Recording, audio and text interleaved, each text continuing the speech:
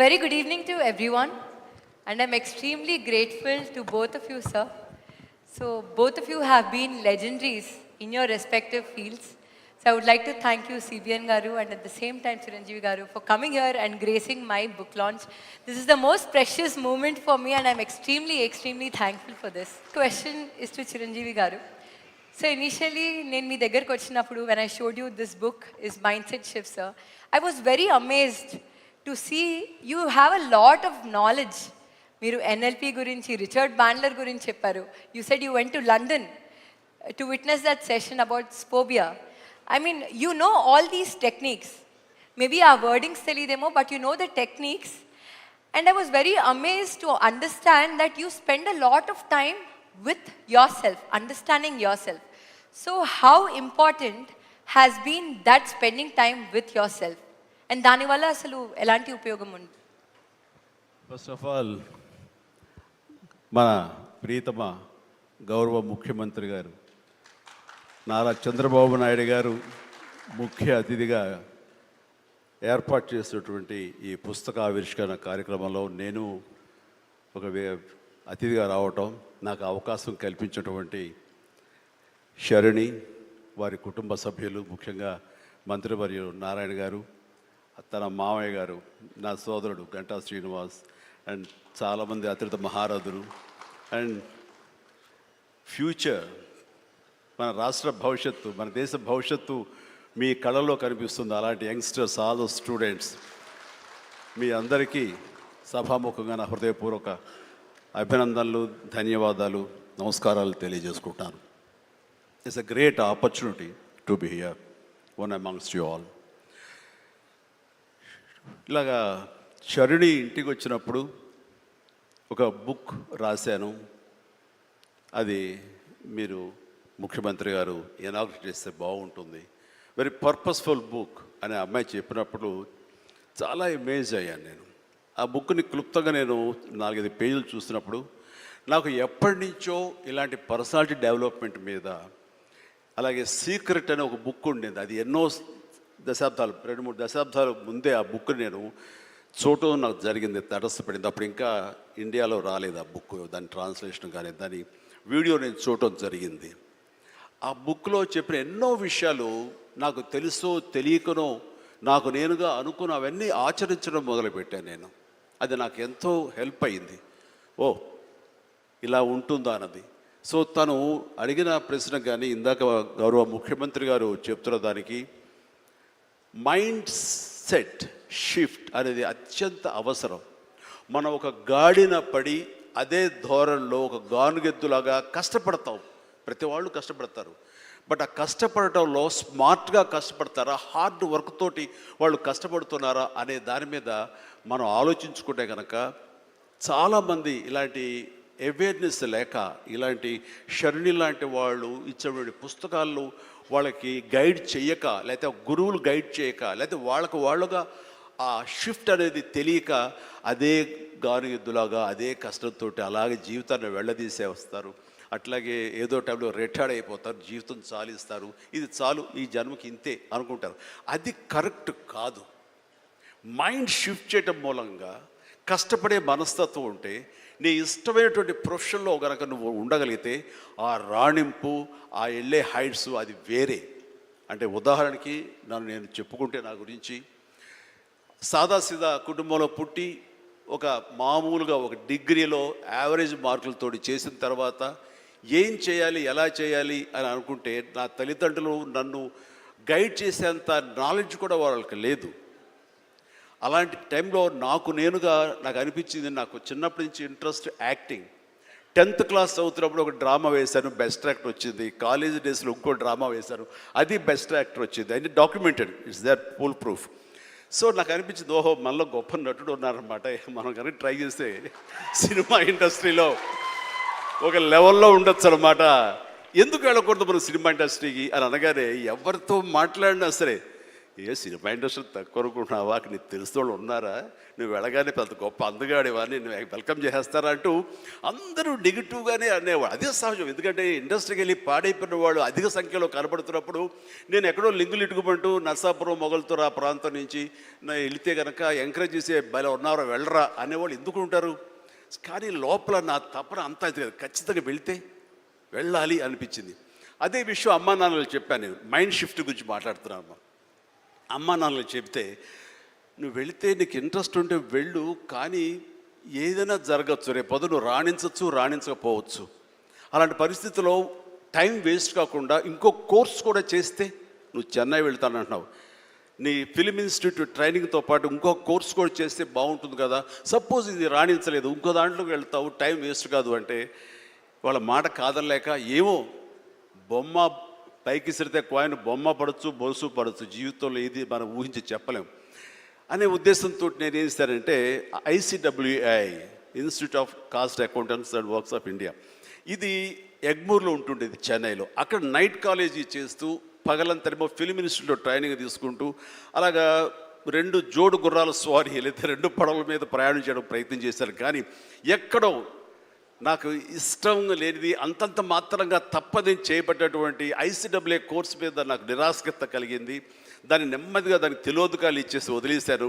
ఆ తర్వాత ఫిలిం ఇన్స్టిట్యూట్లోనే నేను ఏమైనా చేయాలి, చావో రేవో బతుకో చావు ఇక్కడే ఉండాలి, మనం ఇందులో చేయాలి. ఎప్పుడైతే నేను ఒక డెసిషన్ తీసుకున్నానో నన్ను నేను ప్రూవ్ చేసుకోవడానికి నేను కష్టపడి పనిచేయాలి, నేను ఇందులో సాధించాలి, ఏమైనా అయ్యి తీరాలి అంటూ చాలా స్ట్రాంగ్గా నేను అనుకున్నాను. లేకపోతే నాకు జీవితం లేదు అనుకున్నాను.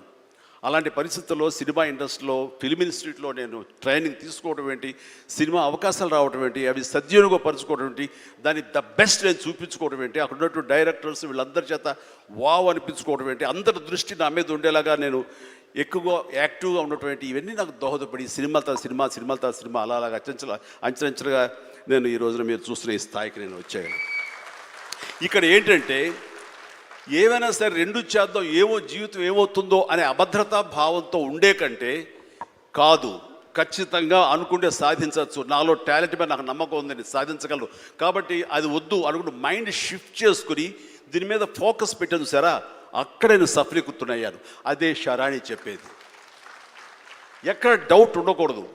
ఆ ప్రొఫెషన్ నీకు ఇష్టమైన దాని ప్రొఫెషన్ అయ్యి ఉండాలి, దాని మీద నువ్వు ఇంట్రెస్ట్ పెంచుకోవాలి, అది సాధించడానికి కష్టపడి పనిచేయాలి, ఒళ్ళొంచి పనిచేయాలి, అది కూడా స్మార్ట్గా పనిచేయాలి. వీటన్నిటితో పాటు మన వ్యక్తిత్వం, మన బిహేవియరు, మన మంచితనం ఇవన్నీ కూడా యాడెడ్ ఫ్లేవర్, అది చక్కటి అందాన్ని ఇస్తాయి నువ్వు వెళ్తున్న ఈ బాటలో. అది చాలా ఇంపార్టెంట్. చాలామంది అత్యున్నత స్థానానికి వెళ్ళిపోతుంటారు, కానీ క్యారెక్టర్ లేకపోతే వాళ్ళు ఎంత ఎత్తుకెళ్ళినా సరే సర్లే పెద్ద చేసేళ్ళ అని అంటారు. అది ఎంత లేదన్నా సరే ఆ క్యారెక్టర్ కూడా నీకు లేని అందాన్ని తీసుకొస్తుంది, నీ కష్టానికి మరింత అందం ద్విగుణీకృతం అవుతుంది, నీ ఫలితం కూడా అంత బాగా ఉంటుంది. కాబట్టి మైండ్ సెట్కి షిఫ్ట్ అనేది చాలా చాలా అవసరం.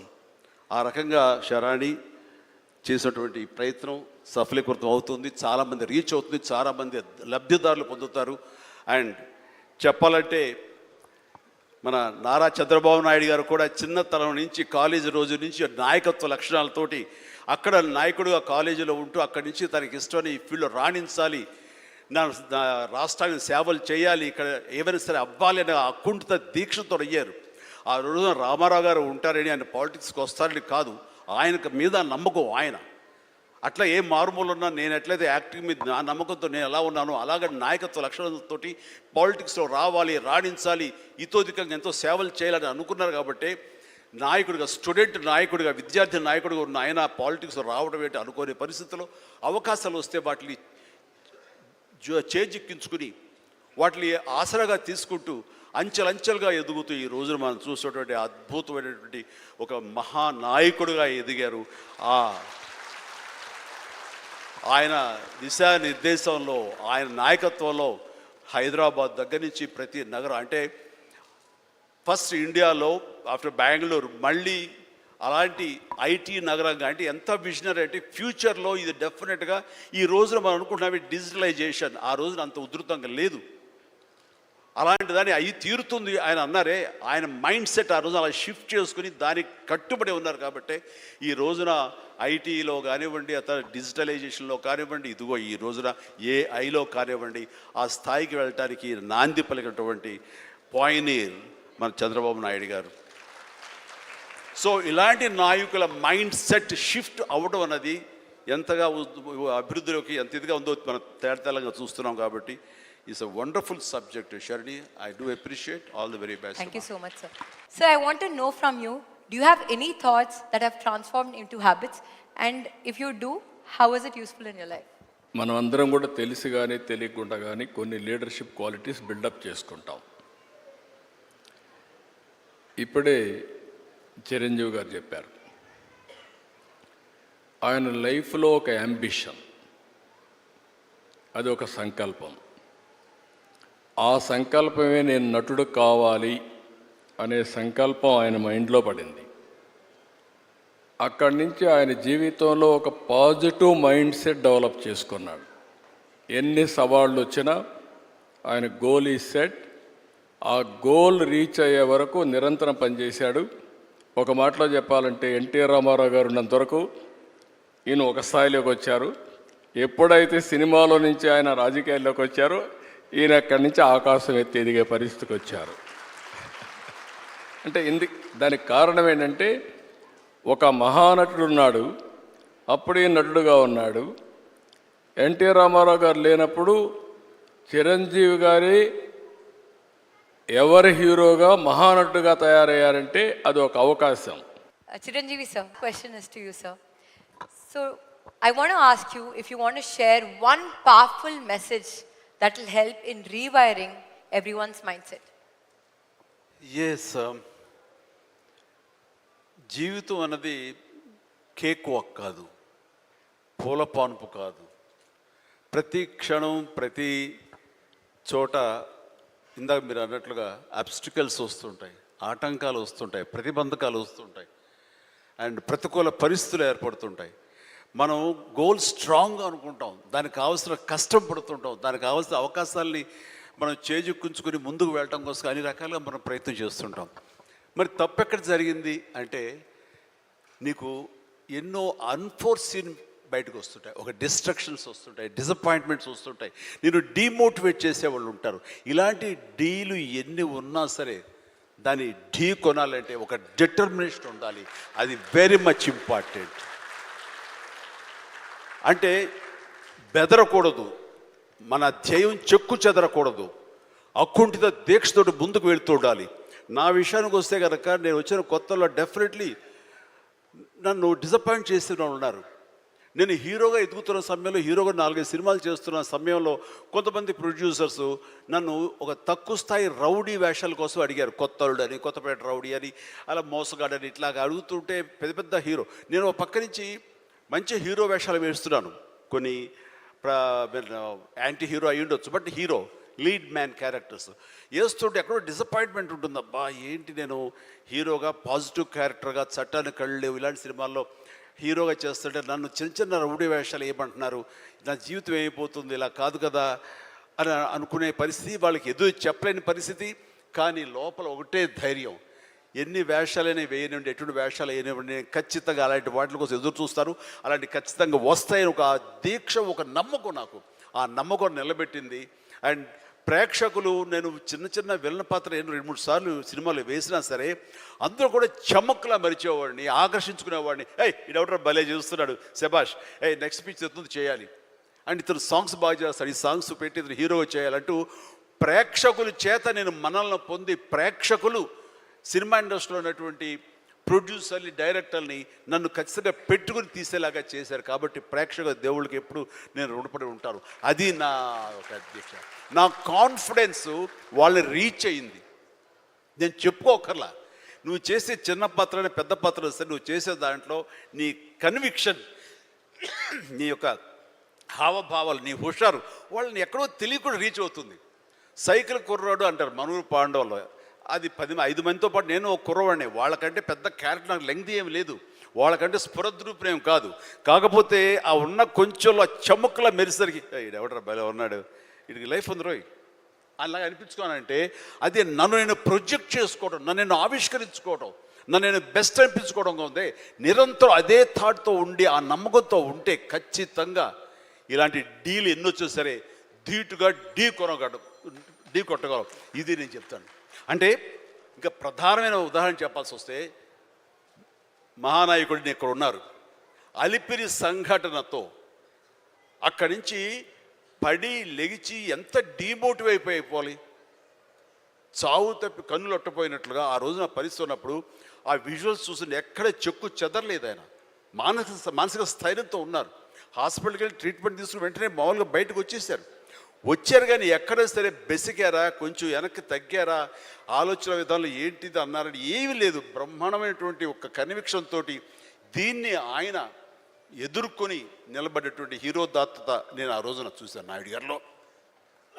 ఇలాంటివి వస్తుంటాయి కానీ వీటిని మన కన్విక్షన్, మన నమ్మకం, మన మీద మన నమ్మకం ఖచ్చితంగా ముందుకు వెళ్ళిపోతుండాలి. మనల్ని ఆదరించే ప్రేక్షకులు లేదా రాజకీయంగా వస్తే ప్రజలు ఎప్పుడూ మన యొక్క మంచిని, మనం చేసిన కృషిని, మన యొక్క ఇన్నర్ మన ఫీలింగ్ని, మన జెన్యూనిటీని, మన ఆనెస్టీని, నిజాయితీని ఖచ్చితంగా గుర్తించగలరు. మధ్యలో ఒక్కోసారి ప్రతికూల పరిస్థితులు వస్తాయి, వాటిని అధిగమించేలాగా వస్తుంది మనకి రోజులు, మంచి రోజులు వస్తాయని కన్విక్షన్ తెలితే కనుక అలాంటి అబ్స్ట్రకల్స్ని ఓవర్కమ్ చేయగలం. దానికి గాను నువ్వు నీ మానసిక ధైర్యాన్ని కోల్పోకూడదు. ఇక్కడ నిలబెత్తున్న నిదర్శనం చంద్రబాబు నాయుడు గారు. అది నేను చెప్పుకొచ్చాను. ఈ రోజున మీరు పర్మిషన్ ఇస్తే ఒక విషయం, పెహల్గామ్లో జరిగినటువంటి ఒక దురదృష్టకరమైన సంఘటన, రాక్షసుల ముష్కరుల వాళ్ళ అకృత్యం బలైపోయారు ఎంతోమంది, 29 మంది. ఈ సందర్భంలో మన రాష్ట్రం నుంచి ఒక 2 యువకులు వాళ్ళకి బలైపోయారు. అండ్ ఇది చాలా దురదృష్టకరమైన సంఘటన. అలాంటి బాడీని ఆయన రిసీవ్ చేసుకుని వారి కుటుంబాన్ని పరామర్శిస్తున్నారు. మరో పక్కన తెనాలి అనుకుంటా, ఐ హోప్ పవన్ కళ్యాణ్ కావలి వెళ్ళి పవన్ కళ్యాణ్ వెళ్ళి వాళ్ళని పరామర్శిస్తూ వాళ్ళకి మానసిక ధైర్యాన్ని ఇవ్వడం కోసం తమ వంతు కృషి చేస్తున్నారు.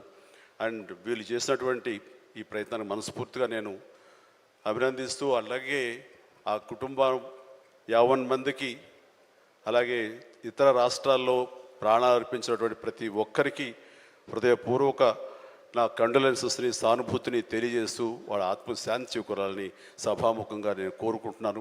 ఇది సందర్భం కాదో తెలియదు కానీ మనసు కలిచివేస్తుంది. ఇలా మీతో షేర్ చేసుకుంటే కొంచెం ఊరట లభిస్తుందని వారి సమక్షంలో నేను తెలియజేసుకుంటున్నాను. నేను రావటానికి ముందు మీరు ఏమైనా సంతాపాన్ని తెలిపారమ్మా? సంతాపాన్ని తెలియజేశారు ఇంతకుముందు? సో వారి సమక్షంలో ఒక 2 నిమిషాలు నిలబడి మనందరం మౌనం పాటించి వారికి మన నివాళులు అర్పిద్దాం.